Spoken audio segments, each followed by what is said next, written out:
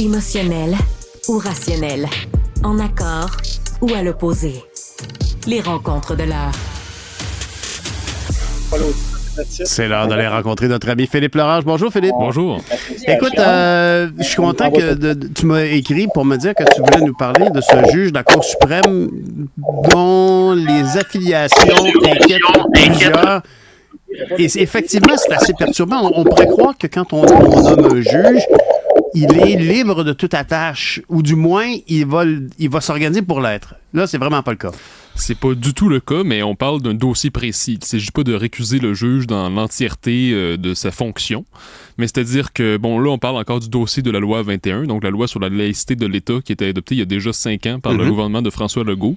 Donc, on rappelle que la loi 21 interdit les grands symboles religieux ostentatoires, notamment pour les professeurs, les juges, des personnes qui sont en position d'autorité au sein de l'État.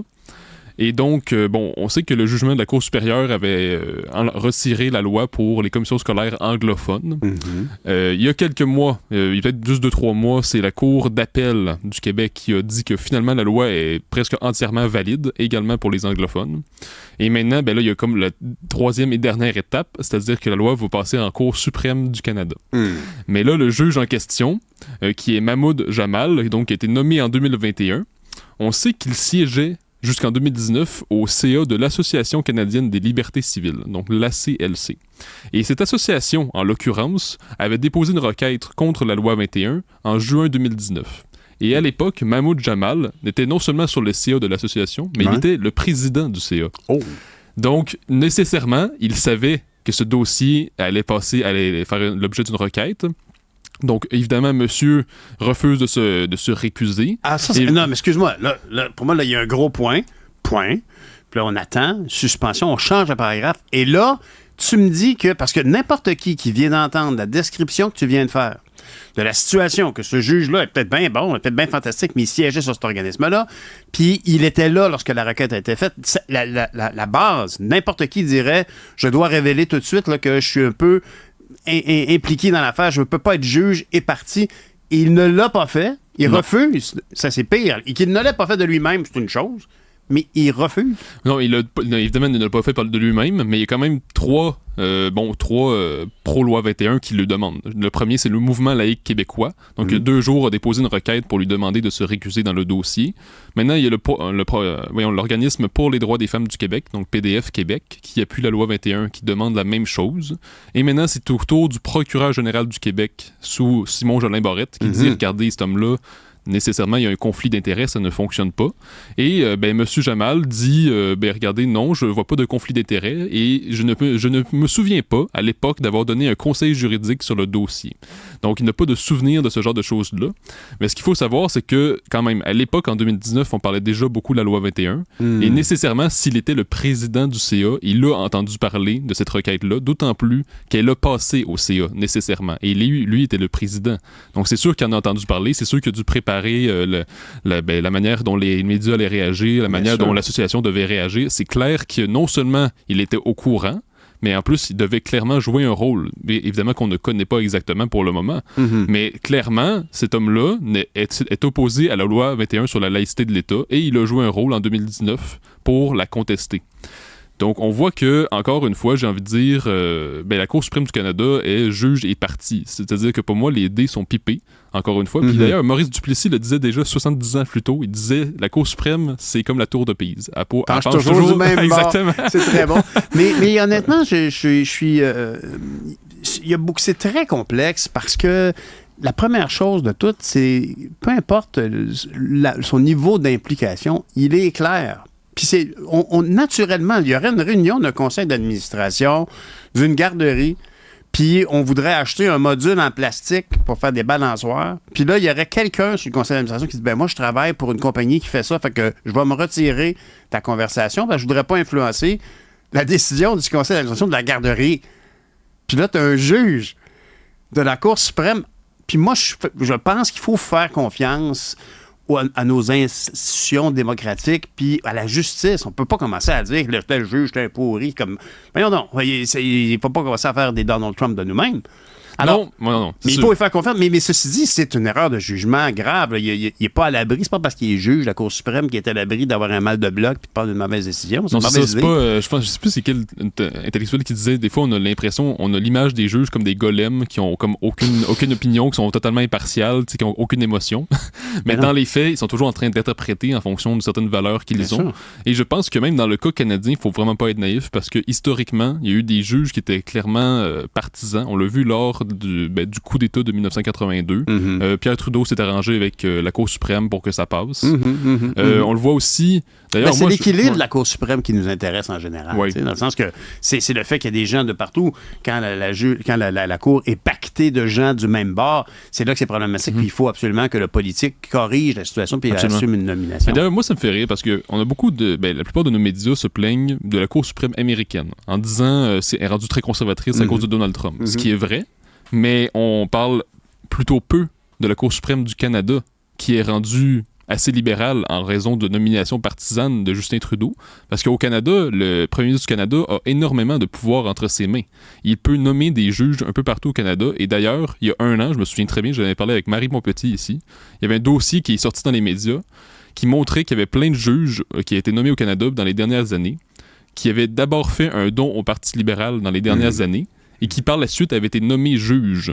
Donc, il y avait clairement, à mon sens, une forme de partisanerie, et je suis surpris à quel point on ne parle presque plus de ce dossier-là, alors qu'il y a très clairement une forme d'ingérence, c'est-à-dire qu'on place les amis du parti dans des postes quand même de juges dans des cours, et là, à mon sens, c'est la même chose. Ce juge-là, Mahmoud Jamal, a été nommé en 2021. Ça fait pas si longtemps.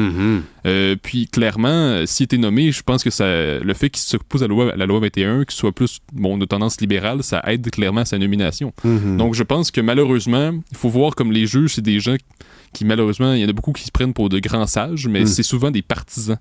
Et là, c'est-à-dire que je pense que c'est pas très sage de la part de Justin Trudeau de mettre ses pions un peu partout. Pourquoi? Parce que si la loi 21 est cassée en Cour suprême, qu'est-ce que ça fait? Quand on sait que une bonne majorité des Québécois appuient la loi sur la laïcité, surtout chez les francophones, eh bien, ça peut créer toute une crise Québec-Canada qui est déjà présente en ce moment même, mais qui peut s'accentuer. Ça peut être un tournant absolu. S'il fallait que la Cour suprême casse la loi 21 ou la casse en partie, ça pourrait être vraiment tout un mouvement de balance, un jeu de domino, carrément. Mais d'ailleurs, précisément, la question qui me vient en tête, c'est est-ce que ça va pas de soi que la Cour suprême va invalider la loi 21? Je veux dire, honnêtement, si la Cour suprême, si on avait des textes, si on avait quelque chose pour soutenir que le Québec peut s'exclure de la vision multiculturaliste canadienne en tout respect et humanité et bienveillance envers nos nouveaux arrivants et les gens d'autres confessions.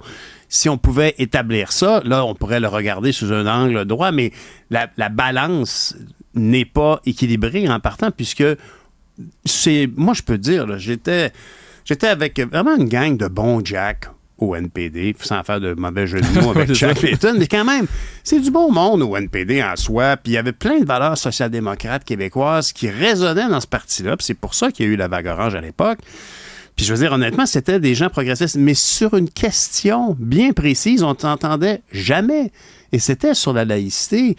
Pour les progressistes canadiens anglais, cette question-là est inadmissible. Et on peut s'entendre, les progressistes canadiens, anglais et québécois peuvent s'entendre sur à peu près tout, mais vraiment à peu près tout, sauf ça. Pour les progressistes canadiens anglais, là, même Françoise David, là, c'est une hérétique. Ils font comme, mais voyons, elle peut pas être pour ça. Parce que si t'es pour ça, t'es à droite. Et là, même, t'es à l'extrême droite. Mais c'est là qu'on voit qu'on est vraiment deux solitudes. On est deux peuples tellement différents. Et comme tu dis, justement, on peut se rejoindre sur plein de choses, mais quand on vient à des questions de valeurs et d'identité, c'est là qu'il y a tout un choc qui rentre, parce qu'on est deux peuples très différents. Exact. Et moi, je pense que ce serait beaucoup mieux qu'on soit voisins, qu'on soit deux peuples simplement indépendants les uns des autres, puis qu'on soit voisins, puis qu'on puisse avoir des accords, toutes sortes d'accords de ce genre-là. Mais en l'occurrence, sur des décisions comme ça, on voit très bien qu'on se demande mais pourquoi on fait partie du Canada si sur des grandes questions de valeur ou qui sont appuyées par la vaste majorité de la population, qui a été démocratiquement votée à l'Assemblée, Comme ça se fait que là, la Cour suprême veut nous casser ça. Et là, tu me dis, bon, c'est sûr que ça va se faire invalider, mais pas nécessairement, parce qu'il y a quand même la clause dérogatoire. Donc, la clause dérogatoire, théoriquement, est censée te protéger de la loi 21 entièrement, mais l'affaire, c'est que la contestation de la loi 21 se fait notamment sur la contestation de la clause dérogatoire, en disant on n'a pas le droit de l'utiliser dans ce genre de cas-là. Donc, je sais pas jusqu'à quel point... Si on peut pas l'utiliser dans ce genre de cas-là, est-ce qu'on a le droit d'utiliser pour des affaires aussi farfelues que l'avait fait Doug Ford à l'époque en Ontario? Mais l'affaire, c'est ça, mais c'est parce qu'il y en a qui vont jusqu'à nazifier la loi 21. On l'a vu dans les débats sur, que ce soit en cour supérieure, en cour d'appel, il y en a qui vont dire c'est populiste, c'est quasiment les lois de Nuremberg. Il y en a un qui dit ça, là. Et donc, on s'en va quasiment nazifier cette loi-là en disant, vous voulez nous mettre dans des camps, dans le fond, vous voulez Incroyable. Mais ça, c'est une lecture. C'est une lecture. En fait, moi, je te dirais que moi, souvent, je suis insulté par ces jugements à l'emporte-pièce sur les différences québécoises parce qu'on dirait que tu as le goût de leur dire as-tu prêté attention à cette société où nous sommes? On n'est pas comme à Toronto. On n'est pas comme, mettons, une ville en Ontario qui décide que la laïcité, là, c'est important. On n'aime pas ça, ces affaires-là. C'est pas ça du tout. On est une société différente, distincte, comment le dire, on est une nation différente. Puis ce refus-là, au niveau politique, on connaît tous les embouteillages qu'il y a là-dessus, puis tous les conflits qui existent depuis plusieurs années, débats, disons. Mais par contre, quand une personne prend position comme ça, tu as le goût de dire très clairement, tu connais pas la société dans laquelle nous habitons ici pour pouvoir dire ça n'a pas de bon sens, c'est dégueulasse. Ben non, on est vraiment, pensez à la France, puis dites-vous, amenez des éléments de France, amenez-les au Canada puis en Amérique du Nord. Puis ça donne le Québec. Fait qu'on va pas renier nos origines, baptême. Mais je rappellerais quand même que, c'est ça, la loi 21, c'est pas quelque chose qui est si extrême que ça. Là. Quand on compare à la France, c'est carrément l'interdiction des symboles religieux chez les élèves également. Donc, dans l'ensemble de l'école, on ne peut pas porter de symboles religieux. Alors qu'au Québec, c'est juste les personnes en situation d'autorité. Et d'ailleurs, il y a une clause grand-père qui fait en sorte que les gens qui travaillaient déjà, par exemple, pour une école peuvent garder leur symbole religieux. Donc, c'est quand même modéré, pas à peu près. Là. Mais oui. Mais c'est ça, mais pourquoi la fameuse clause grand-père, qui était dure à obtenir quand même. Hein? Mais les anglophones... C'est des gens pour qui le mot laïcité n'existe même pas dans leur vocabulaire. Ils l'ont traduit par séculaire, mais séculaire, ce n'est pas laïcité. Mais c'est pas ça que ça signifie. Peux-tu me permettre une aventure ici? Hier, je regardais ce qui se passe en Angleterre, puis des fois, je me dis que quand tu es un Britannique, puis que c'est très clair qu'il y a un remplaçant de Dieu qui est le roi, ça simplifie les choses au niveau des confessions. Les confessions de tout le monde, là, on s'en fout. C'est le roi ou la reine, puis c'est ça qui compte. Fait que ça se peut que pour nous autres, que nous ne sommes pas monarchistes, on est une république française en terre d'Amérique. Boum. Absolument. Bon. Mais d'ailleurs, je pense que ce qui joue aussi, c'est que quand on regarde par exemple le modèle américain, les États-Unis, dès la fondation, c'est plusieurs petites églises qui sont comme toutes entre elles, toutes des sectes puritaines. Et donc les États-Unis sont fondés sur l'idée que comme on est plusieurs religieux ensemble, on est comme une sorte de mosaïque de différentes religions, puis c'est comme ça qu'on s'unit. Tandis que le Québec, c'est plus l'Église catholique. Donc, une institution au-dessus de tout le monde. Et c'est comme ça qu'on a... Même si on est sorti de ça, c'est-à-dire que notre modèle psychologique est resté le même. C'est-à-dire que nous, on est un peu comme les Français, c'est-à-dire on est un peu jacobin, une grande instance au-dessus de nous. Là, avant, c'était l'Église, maintenant, c'est l'État-providence, donc l'État-nation québécois. Et donc, tous doivent se soumettre au-dessous de la nation québécoise. C'est intéressant, on est dans la sociologie, là. Hein? Tu penses que tu as étudié dans les deux domaines. C'est ça, tandis que les États-Unis, c'est plus comme, justement, 50 États, puis là, les 50 font une association entre eux. Donc, la manière de faire société est très différente, et je pense que c'est pour ça que les anglophones ont beaucoup de difficultés à comprendre notre manière de faire les choses. Parce que nous, c'est le grand État-nation qui impose une règle, alors que eux, c'est plus comme chaque petit État, chaque petite province fait ses petites lois, puis ensemble, on s'associe. Donc pour eux, c'est comme si c'est complètement incompréhensible, et on voit très clairement que sur ce dossier-là, mais le choc Québec-Canada, comme je dis, peut se radicaliser, s'empirer, d'autant plus que déjà sur des questions comme le français, la loi 96 se fait contester. Les seuils d'immigration, on veut en diminuer une partie, on veut avoir tous les pouvoirs d'immigration, le fédéral veut rien savoir. Et pour ceux, moi j'enverrai un message à ceux qui disent avec Pierre Poilievre, ça va changer. Avec les conservateurs, ça va être différent. Moi, c'est drôle, quand j'étais adolescent, je suivais la politique, on nous disait quand ça va être les libéraux, ça va être différent. Stephen Harper, tout le monde le déteste. Vous allez voir quand les libéraux vont revenir, ça va être différent. Mais c'est toujours ça l'histoire politique du Canada. C'est conservateurs, libéraux. À chaque fois, quand on est rendu en fin de règne, on se dit ça va être mieux avec les autres. Puis finalement, c'est la même chose. Pierre Poilievre, c'est pas un homme qui appuie la loi 21, c'est pas un homme qui va empêcher la contestation en Cour suprême, parce qu'on sait que le gouvernement du Canada va financer la contestation. Exact. Donc c'est pas un homme qui va empêcher ça. Puis on sait très bien que les Canadiens anglais, même s'ils sont conservateurs, ils s'opposent à la loi 21. Donc, on n'est pas sorti du bois du tout, là. Ben, c'est ça, deux pays. C'est ça, deux pays avec... c'est comme faire fitter un carré dans un rond. Ouais, c'est bien difficile. Parlant de faire fitter un carré dans un rond, il y a bien des boîtes qui n'ont pas rentré dans des logements. Beaucoup de gens sont à la rue actuellement. Quel lien maladroit vient de faire. Non, mais c'est correct. Non, mais c'est ça, j'ai vu ça dans le Journal de Montréal aujourd'hui. Donc, on voit qu'il y a plus de 1600 personnes qui sont sans logement au lendemain du 1er juillet. C'est du monde, ça. Ben oui, on en avait déjà parlé avant le 1er juillet ici à Cube. Et donc, comme de fait, ce qui allait arriver est arrivé. Et donc, ce qu'on rapporte par la Société d'habitation du Québec, c'est qu'il y aurait 379 ménages hébergés temporairement par des municipalités ou par des proches. Donc, cette année, d'ailleurs, sur 5 ans, on voit que le taux de rotation a beaucoup diminué. Donc, le taux de rotation, c'est la quantité de gens qui déménagent, la proportion. Donc, le taux de rotation est passé de 18,6% il y a 5 ans à 10,4%. OK.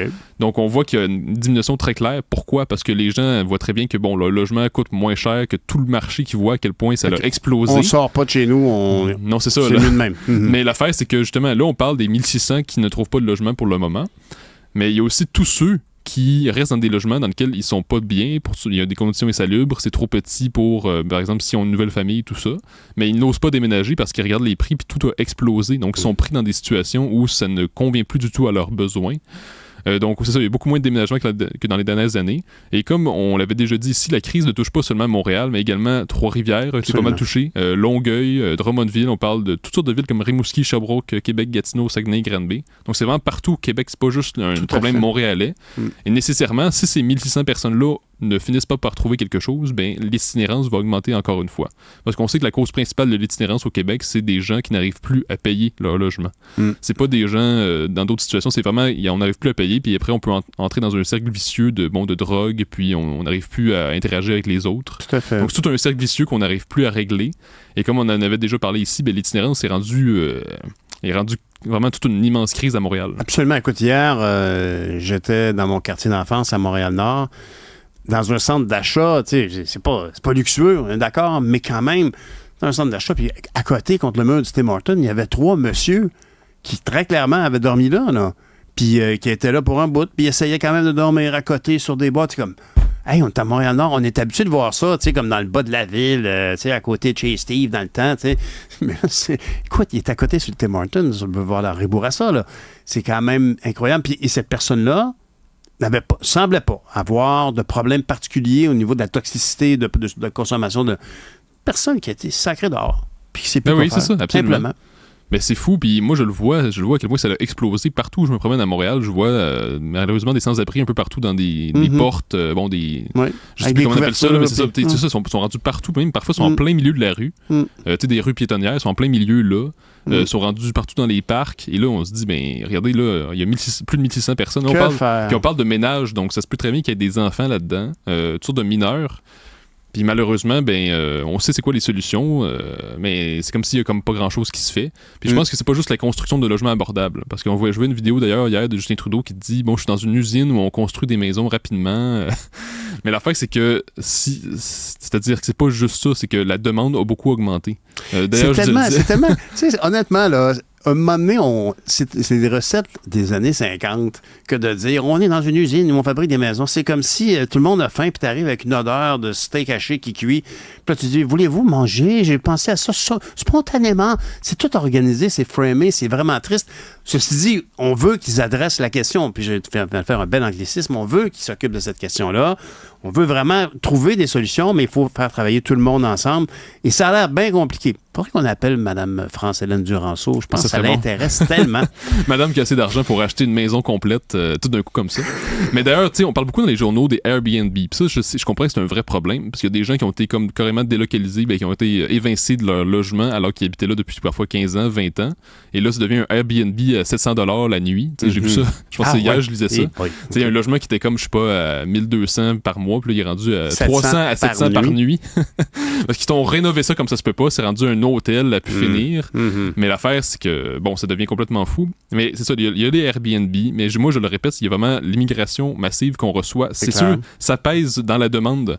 Puis ça ne fonctionne plus. Puis c'est mauvais également pour les immigrants parce qu'eux, ils se disent ici, ça va être accessible. Non, mais d'ailleurs, honnêtement, je suis d'accord avec toi, Philippe, ici. Puis c'est clair que c'est inadmissible que François Legault dise c'est toute la faute de l'immigration. Ça, c'est inadmissible. Même si c'était vrai, il n'a pas le droit de le dire.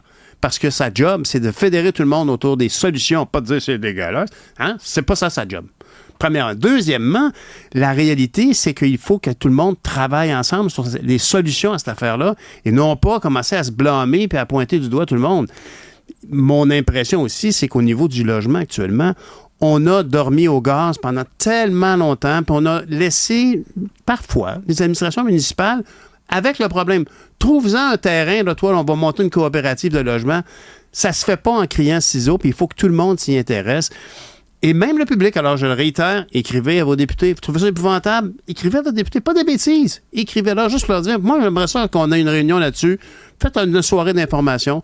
Ça me préoccupe de voir mes concitoyens sur la rue comme ça. Oui, mais comme tu dis, justement, il faut essayer de travailler de concert. Mais moi, je pense que vraiment le premier responsable, c'est le fédéral, qui accepte énormément d'immigrants. On est rendu à près de 600 000 temporaires, alors qu'il y a encore 5 ans, on était à beaucoup moins que ça. Donc, nécessairement, la présence d'autant de nouvelles personnes, alors qu'on n'a pas construit autant, c'est clair que la pression est énorme. Et d'ailleurs, moi, je pense que, je regarde par exemple le Parti québécois, qui va, par exemple, dénoncer les seuils trop élevés. Moi, j'aime que le fait que le chef du Parti québécois distingue vraiment immigration et les immigrants. C'est-à-dire que ce qui est dénoncé, c'est pas les immigrants. Évidemment qu'eux, ils veulent trouver un toit. C'est ça, ils veulent trouver un toit, c'est tout à fait normal. Ils ne reviennent pas ici en se disant on va aller dans la rue. Là. Ben non. Mais c'est l'immigration au sens que c'est le phénomène, c'est-à-dire la politique migratoire décidée par le Canada et qui, par ailleurs, l'un des problèmes qu'on parle pas assez, je crois, c'est que tout est rendu très décentralisé. Moi, j'ai des amis à la CAQ qui me le disent, tout est rendu tellement décentralisé, c'est-à-dire que le Canada a comme tellement laissé le pouvoir entre les mains des entreprises, des universités, de toutes sortes de choses comme ça, que c'est même plus quasiment le Canada qui gère l'immigration. Quand tu dis ça, par exemple, tu dis université. C'est-à-dire, une université peut ouvrir une faculté, aller donner un contrat à quelqu'un pour aller chercher des étudiants étrangers parce que c'est des bons revenus, puis au bout du compte, l'affaire est payante. Fait que oui, tu as certainement raison qu'il y a un morcellement des approches envers les gens, mais ce qui est certain aussi, puis à la toute base, que le Québec, qui représente quoi, 22% de la population canadienne, ait reçu 50% des demandeurs d'asile. C'est juste ça, là. On s'arrête tout de suite. C'est clair que ces gens-là, ils ont besoin d'aide, ils ont besoin de soutien, il y en a qui sont enceintes, il y a des enfants là-dedans. C'est notre responsabilité de les accueillir. Mais là, c'est notre responsabilité d'avoir les fonds.